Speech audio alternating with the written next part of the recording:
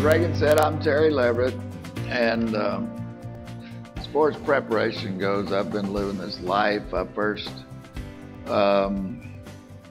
started back in November of 1992. I don't know, have any of y'all been to any of our previous conferences? Yeah, okay, good. I don't feel like I'm repeating myself too much. In November of 1992, I read a book called Bankruptcy 1995. It was the government, Congress commissioned a study, and Harold Figge headed that, and it was determined that because of debt levels in the United States way back then, on the both the governmental, corporate, and individual basis, that the economy was going to go belly up. And I wasn't even a believer then, but it just touched a place deep in my gut. At that time, I'd lived in Dallas all my life, city boy. I never even thought about trying to be self-sufficient. I mean, I knew nothing but going to the refrigerator or the store for groceries or whatever, and it just made me feel like a sitting duck sitting in the middle of, and I had this picture of 5 million people going nuts and just being hopeless, helpless, and I don't know about y'all, but I consider myself reasonably intelligent, and anything that makes me feel stupid challenges me, and I'm an aggressive guy, and I believe, like that video said, that we can affect our surroundings. And so I immediately started reading everything I could get my hands on. I was like a ravenous animal, man. Every waking moment I was reading. I mean, I devoured books, and started looking for land. I started thinking, at that time I had a business in Dallas, and so I knew I needed to keep working. I didn't have enough money just to go bug out and go somewhere. So I got land that was in Arkansas that was about 4.5 hours away from Dallas, and for 5 years, every weekend, I went, made a trip, and developed areas, and started gardening, and over 5 years developed a self-sufficient place. And it turned out that, go ahead to the next slide, please.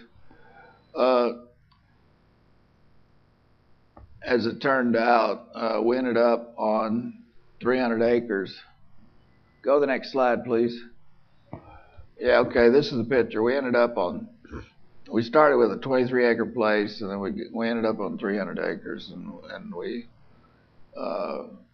had water. We had a river around us, and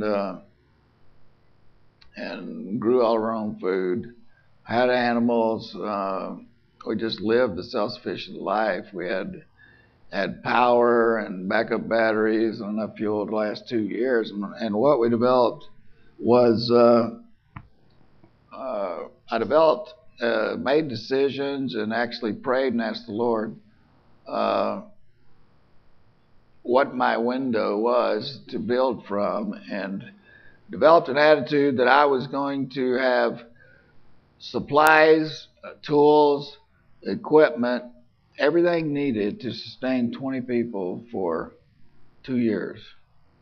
I believe the one question that you need to start with before you start doing anything is you need to decide and make decisions that you know how many people and for how long. If you don't do that, then you're just going in the dark, not knowing where you're going. You have no path to follow, and you never know when you have enough. It's like in the beginning, I didn't have that. I have the ability to find cheap supplies, and I found a bunch of flour, and my attitude all my life has been, well, if a little's good, more's better.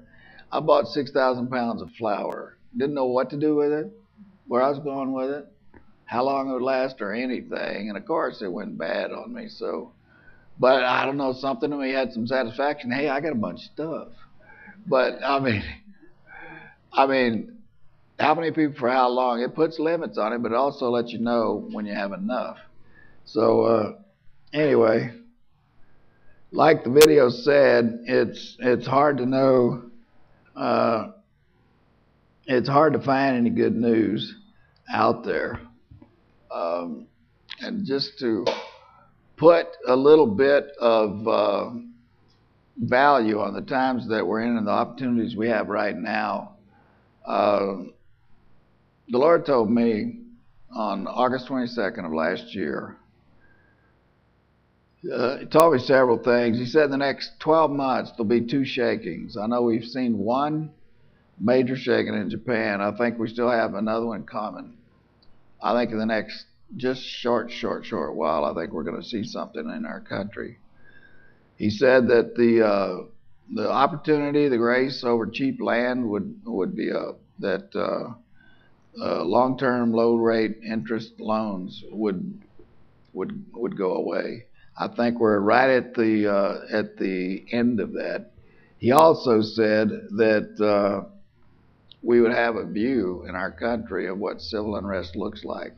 So I believe the shaking that's going to come in this country is going to be, it's not going to be the next one that's coming in the near term will not be something that lasts a long time, but it'll be something that wakes a lot of people up.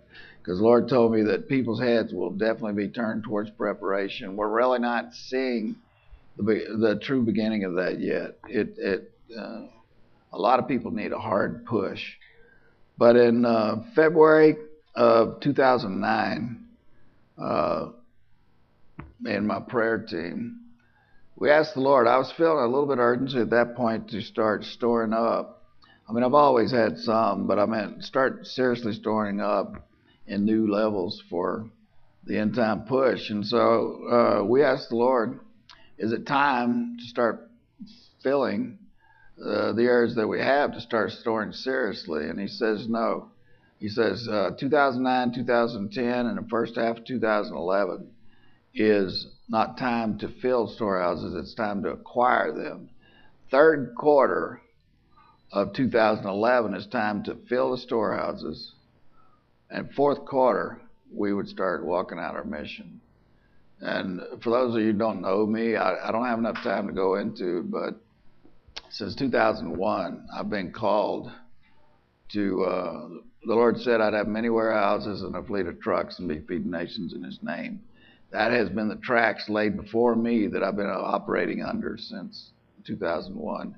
So being called to that, I just challenge y'all to realize that we are in serious times, that it's been prophesied by many that there's in 2012 growing season, there's going to be a blight in GMO crops, which is majority of the soybeans and the corn and other crops that are grown in this country. That we're in a lull right now. The grain markets have gone up considerably, but just recently in wheat, rice, and even in corn, it's taken a down dip. It says, I was watching the markets. It was hard for me as a guy bent toward storage to stand still and not be purchasing. But the Lord had said, third quarter, so I stood in faith. He said it's time to acquire storage rooms and stuff, and so we've been doing that. But and sure enough, true to his word, the markets have taken significant dips, and it is an opportunity right now. But I believe when the third quarter is over that we're going to see that harvest numbers from crops, I believe they're going to be disappointing. We've already seen that in wheat. And in the beginnings of the rice harvest, we're getting reports that it's disappointing. And prices will be going up. I could just tell you, I believe what the Lord said, but even more so, you can see it if you have eyes on what's going on. But with the message in Revelation 6:6, it talks about the black horse is released, and that it says 1 quart of wheat for a denarius, which is a day's wage, 3 quarts of barley. I have studies that show that means food will increase prices 150 times what they are now. Now imagine that. I mean, the Institute for Inflation Studies said just a few months ago that in the next 5 years, you're going to see a can of corn cost $16.51, a pound of coffee $77.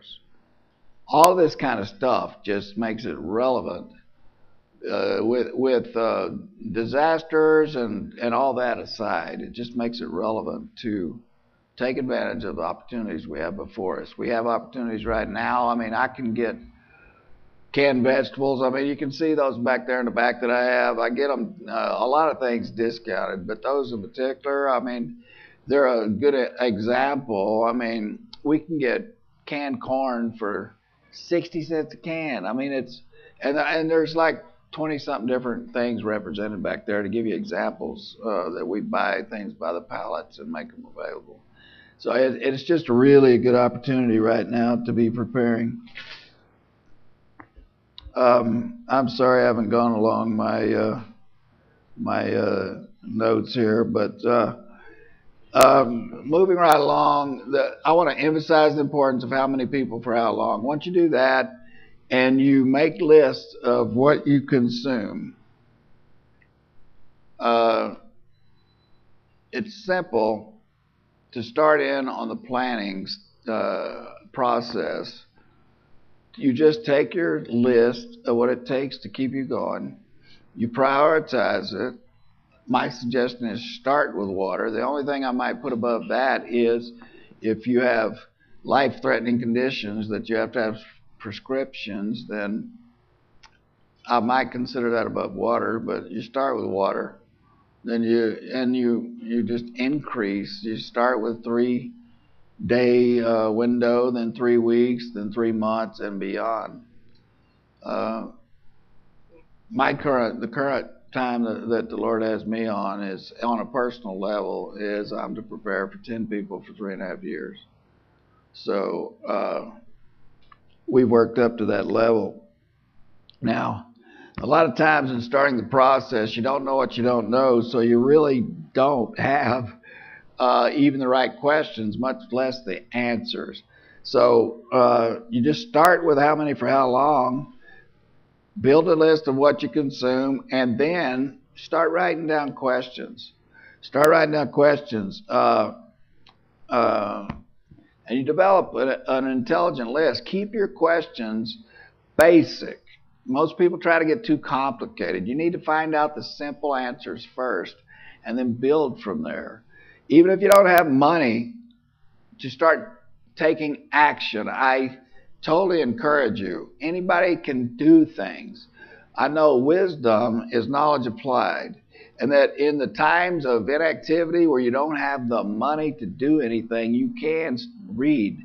You can search out knowledge. You can get all of that in the data bank. So when you do get empowered with money and you can walk into action, you don't have to stop and learn at that point. You already have it in. You've already have the book resources. You already have the knowledge in your mind. You've already formed attitudes of what that action needs to be. So I encourage you. There is something you can do at all times. Chris, go to slide 5, please. Yeah, these are just a sample of some questions that you can start with. I didn't want to presume and put up there a list of 50 questions that would just totally. I mean, they're basic questions just to get you started. I don't know. Any of y'all have any questions or statements on that at this time? As far as storage issues or whatever, do you find that most people store things primarily at their house or rent out space or? It's a little bit of both. It's like for me, I keep a little bit in the house, but I mean, if people actually knew what all we're doing, they'd be amazed, overwhelmed, and think I'm a nut. But I'll tell you what, 5 years ago, everybody thought I was a nut. 20 years ago, I was just a paranoid fool. Now I'm a popular guy. So it's, everything's relevant. Perception's reality. But yeah, you start with your house. And then if you go beyond what you can hold at your house, then you start making decisions. Okay, what I need to do, can I do it here, or do I need to start planning somewhere else? I mean, it's, and I can get into some of that later. I've only got a few more minutes, so I'm going to move on. Next slide, Chris. Now, as in that video, you have before you, I believe we are in times to have an opportunity to shine the brightest when the days are the darkest. Unless you acknowledge or realize or decide that we are facing adversity in our near future and that it's induced by the Lord. It's not the devil. It's not the enemy. It's not something we're going to pray away. It's something the Lord is developing to achieve the times that he's created the universe for, to come down to his returning. Then it's like you can be in a posture to accept destiny and realize that this is a time you can be the most effective ever. And I believe for those of us that accept that calling, that you can run into this adversity as a champion, totally affecting the things around you. I mean, there's two things people follow, and that's passion and answers. So in that vein, I'm going to come to a close. I have a lot more to say, but I'm out of time. I just want to draw your attention to the resources around here. I'll be around. I can answer questions and breaks, but books in particular, get knowledge. If you can only get 5 things, I would say your Dare to Prepare is your foundational overall knowledge. It's an expensive book, but it is the best one book source out there. Square Foot Gardening gives good foundational gardening skills. Seed to Seed tells you how to perpetuate that. Cooking for Real by Glenna Callan, one of our own on our team. She's one of the teachers. She'll be speaking today. And then David Wilkerson's The Vision of Beyond. It's a short, quick book, but he talks about that, and I'll relate to that later in our talks. So he just tells, he had a vision in 1973, wrote the book in 74, and 70% of the stuff has been coming true. If we noticed, Europe actually started financially melting down yesterday. I don't know if y'all been watching any news or anything, but there were bank runs in Greece, Italy, and I believe Scotland ran out of money yesterday. Talking about they're not going to have any new money till September. I mean, folks, we're watching it, you know. And in closing, I'll just say about this book, David Wilkerson said that Europe would go first, then Japan, then the United States, and it'd be domino effect after that. So I don't know. I don't want to create fear. I am creating an environment that the stage is being set. We're there, whether you acknowledge it or not. And you can go into this with confidence if you provide choices for yourself to where you can affect those around you.